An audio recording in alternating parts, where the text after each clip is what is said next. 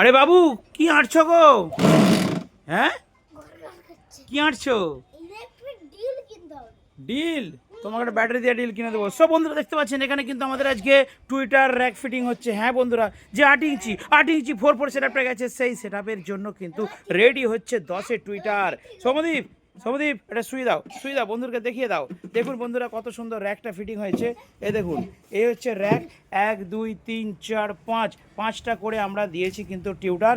আর এখানে দেখুন আমরা কিন্তু এখানে একটা করে, এগুলো কি বলে, ক্যাপাসিটার ক্যাপাসিটার লাগিয়েছি একটা করে। তো 1 2 3 4 5 পরপর ছোট ডিমের সাউন্ড কিন্তু নিজের হাতে বানাচ্ছে।